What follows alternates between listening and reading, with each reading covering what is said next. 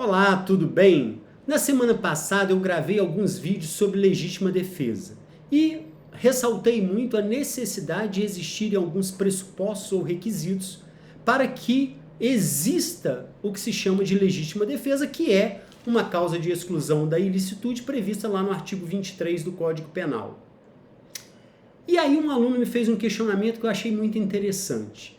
Imaginem, nós vimos, que a legítima defesa, ela pressupõe, entre os vários pressupostos que existem, ela pressupõe uma agressão injusta, atual ou iminente.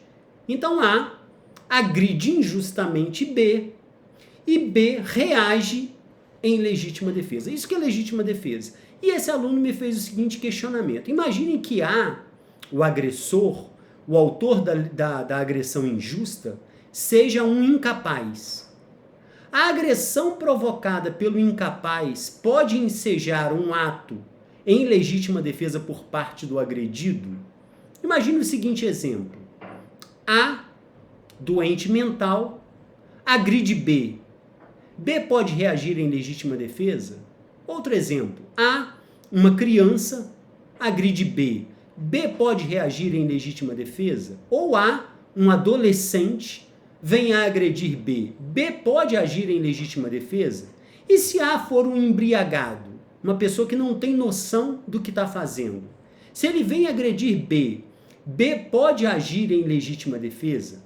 Olha, aqui nós temos uma situação muito sensível. E o que a doutrina tem afirmado é que nesses casos o agredido deve procurar uma solução alternativa, ao invés de reagir imediatamente à agressão injusta provocada pelo incapaz.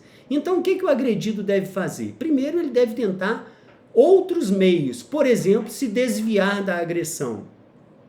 Ele também pode assumir algum dano de pequena monta. Uma criança vem agredir a pessoa e a pessoa então aceita que essa criança dê um tapa nele, um tapa de pequenas proporções.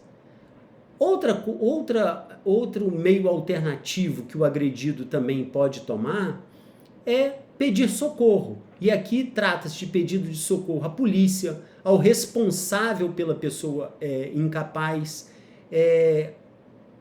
ao professor, por exemplo, de um incapaz. Então, o agredido, ele deve buscar medidas alternativas à agressão. E somente no caso de uma medida alternativa não se apresentar como eficaz para obstar a agressão injusta praticada pelo incapaz, é que o agredido estará em condições de reagir em legítima defesa. Então, para concluir, a legítima defesa, ela exige como requisito ou pressuposto que exija uma agressão injusta praticada contra o agredido.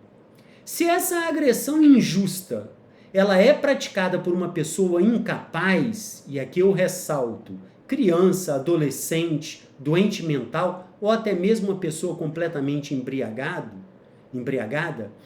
o agredido pode sim reagir em legítima defesa. Entretanto, antes de reagir em legítima defesa, o agredido deve procurar meios alternativos, desviar-se do golpe ou da agressão praticada pelo incapaz, pedir socorro à polícia, ao responsável pelo incapaz e etc. Ou até mesmo assumir um dano de pequena monta em relação a si.